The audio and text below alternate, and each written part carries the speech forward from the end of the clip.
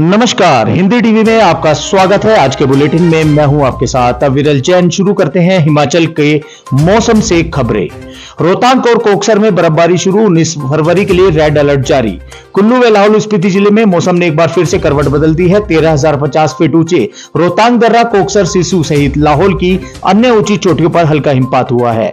रविवार सुबह सिसु में बर्फ के हल्के फाई गिरे हैं। 19 फरवरी के लिए हिमाचल प्रदेश में भारी से बहुत भारी बारिश और बर्फबारी का रेड अलर्ट जारी हुआ है। वहीं निचले क्षेत्रों में कुल्लू और मनाली में बादल छाए हुए हैं और चोटियों व हिमपात के शुरू होने के बाद तापमान में गिरावट हो गई है। जेपी नड्डा का कार्यकाल बढ़ाया गया, जून 2024 तक बने रहेंगे भाजपा के राष्ट्रीय अध्यक्ष। लोकसभा चुनाव के चलते भाजपा ने राष्ट्रीय अध्यक्ष जेपी नड्डा का कार्यकाल फिर बढ़ा दिया है। जेपी नड्डा अब जून 2024 तक भाजपा के राष्ट्रीय अध्यक्ष बने रहेंगे। बीजेपी के राष्ट्रीय अधिवेशन में इस प्रस्ताव को मंजूरी दे दी है। ऐसे में अब 2024 के लोकसभा चुनाव की जिम्मेदारी जेपी नड्डा के कंधों पर ही रहने वाली है। बता दें कि इससे पहले भाजपा ने बीते साल भी नड्डा पर भरोसा जताते हुए उनके कार्यकाल को 1 साल के लिए आगे बढ़ा दिया था। जेपी नड्डा ने साल 2019 में भाजपा के कार्यकारी अध्यक्ष के रूप में शुरुआत की थी, जब पार्टी के तत्कालीन प्रमुख अमित शाह केंद्र मंत्री बने। नड्डा ने 2020 में पूर्णकालिक पार्टी अध्यक्ष का पद संभाल लिया था। वहीं केंद्र हिमाचल के 22,406 करोड़ लौटा दे तो भाजपा नेताओं के साथ भी दिल्ली जाने को तैयार। मुख्यमंत्री सुखविंदर सिंह सुक्खू ने कहा, यदि केंद्र सरकार हिमाचल के 22,406 करोड़ रुपए वापस दे दे तो वह भाजपा नेताओं के साथ भी दिल्ली जाने को तैयार हैं। बजट पेश करने के बाद मुख्यमंत्री मीडिया से बातचीत कर रहे थे। मुख्यमंत्री ने कहा कि हिमाचल में प्राकृतिक आपदा के कारण हुए नुकसान के बाद केंद्रीय नियमों के तहत पुनर्वास के लिए 9906 करोड़ रुपए मिलने हैं। 8,000 करोड़ से ज्यादा एनपीएस में स्टेट को कंट्रीब्यूशन पेंडिंग है। इसी तरह 4500 करोड़ बीबीएमए एरियर का हिमाचल का बनता है, लेकिन इनमें से किसी भी मामले में हिमाचल को केंद्र से राहत नहीं मिली है। इसके बावजूद मुश्किल हालात में कर्मचारियों को दी जाने वाली देनदारी का भुगतान सरकार करने जा रही है। पिछले 1 साल में जितने अतिरिक्त संसाधन हमने जुटाए, उनकी घोषणा कर्मचारियों के लिए बजट में कर दी है। पूर्व कांग्रेस जिलाध्यक्ष प्रकाश चौधरी को मनाने में जुटे सैकड़ों कार्यकर्ता। पूर्व मंत्री एवं कांग्रेस जिलाध्यक्ष प्रकाश चौधरी को मनाने के लिए उनके आवास पर सैकड़ों कार्यकर्ता पहुंचे। इंदौरा में उनके आवास स्थान पर कार्यकर्ताओं ने पहुंचकर बैठक की, जिसमें प्रकाश चौधरी को मनाने के लिए भरपूर प्रयास किए गए। एक के बाद एक कार्यकर्ता ने प्रकाश चौधरी के समर्थन में अपनी बातें रखी और उन्हें पद न छोड़ने को कहा। वहीं कई कार्यकर्ताओं ने दूसरे गुट पर प्रकाश चौधरी के कार्यों को न होने के आरोप जड़े और उन्हें विकास कार्यों में डंगा डालने के आरोप भी लगाए हैं। पैकिंग में यूनिवर्सल कार्टून का इस्तेमाल होगा जरूरी, प्रति पेटी में होगा 20 किलो सेब, अधिसूचना हुई जारी। हिमाचल प्रदेश में 2024 के सेब सीजन से यूनिवर्सल कार्टून का इस्तेमाल शुरू कर दिया जाएगा। इस संबंध में कृषि विभाग ने अधिसूचना जारी कर दी है। सीएम सुखविंदर सिंह सुक्खू ने बीते बजट में भी इसकी घोषणा की थी। अधिसूचना के अनुसार यूनिवर्सल कार्टून में प्रति पेटी 20 किलो सेब की पैकिंग होनी। इस दिशा में आवश्यक दिशा निर्देश तैयार करने के लिए सचिव अध्यक्षता में दिसंबर 2023 में एक कमेटी का गठन किया जा चुका है। फर्जीवाड़ा करने के आरोप में 4 इंजीनियर समेत 7 लोगों पर एफआईआर।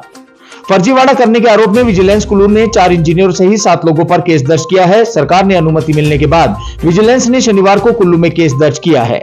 जानकारी के अनुसार 2007 से 2009 में सेंज जल विद्युत परियोजना SHEP के निर्माण के दौरान गौरव कपूर और गुंजन कपूर की ओर से खरीदी गई भूमि के टुकड़े पर घर दिखाकर 15,22,000 रुपए का मुआवजा प्राप्त किया है।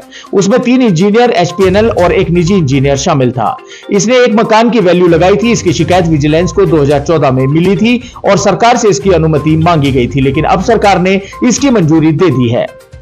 सब पर सुख की फुहार, बजट में 8,000 को रोजगार, 1.25 लाख अस्थायी कर्मचारियों कामगारों को, 40,000 जनप्रतिनिधियों को बढ़ाया मानदेय।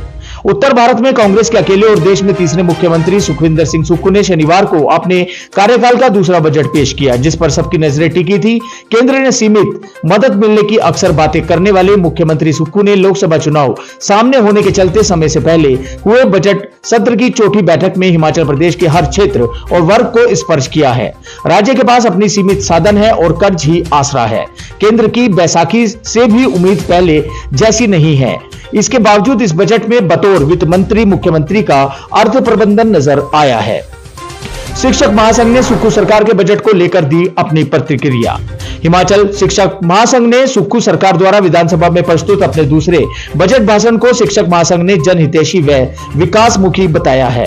महासंघ के प्रदेश अध्यक्ष डॉक्टर प्रेम शर्मा और महासचिव लायक राम शर्मा ने कहा कि सुक्खू सरकार ने सभी वर्गों को ध्यान रखते हुए सीमित साधनों के बावजूद भी बेहतर बजट पारित किया है। प्रदेश के कर्मचारियों और पेंशन भोगियों को महंगाई भत्ते के 4% किस्त जारी करने तथा अप्रैल 2016 से दिसंबर 22 तक सेवानिवृत्त हुए शिक्षकों को रिवाइजरी लीव या कैशमेंट से ग्रेच्युटी राशि का बजट में प्रावधान करने के लिए सरकार का आभार प्रकट किया है। शिमला नगर निगम ने प्रॉपर्टी टैक्स उगाही की प्रक्रिया की शुरू, 20 दिनों में करे टैक्स जमा नहीं तो होगी सख्त कार्रवाई। नगर निगम शिमला से प्रॉपर्टी टैक्स की रिकवरी बढ़ाने वाली प्रक्रिया शुरू कर दी है। शहर के 52 मालिकों को नोटिस जारी किए हैं। यदि 15 से 20 दिन में अपना टैक्स जमा नहीं करते तो उनके खिलाफ कार्रवाई की जाएगी। कार्रवाई के में उनके घरों को दिए गए बिजली और पानी के कनेक्शन काटने का भी प्रावधान बताया है। इंटर स्टेट एग्रीमेंट के बाद चली गई अयोध्या के लिए बसें, यूपी सरकार ने रखी शर्त। बस में बीच में ही लटके हैं 6 रूट। लोगों को रामलीला के दर्शन कराने के लिए हिमाचल प्रदेश पथ परिवहन निगम के तय किए गए रूट अब इंटर स्टेट एग्रीमेंट के बाद ही दौड़ेंगे। उत्तर प्रदेश सरकार ने इस एग्रीमेंट की शर्त परिवहन विभाग के समक्ष रखी है। अब सरकार जल्द उत्तर प्रदेश सरकार के साथ यह इंटर स्टेट एग्रीमेंट करेगी। इस एग्रीमेंट के तहत उत्तर प्रदेश परिवहन निगम की अपने रूट हिमाचल में चला सकेंगे। अयोध्या के लिए लोगों को सीधी बस सुविधा देने के लिए शिमला, ऊना, नालागढ़, मनाली, हमीरपुर, धर्मशाला डिपो से बसें चलाने का प्रदेश सरकार ने मंजूरी भी दे दी है।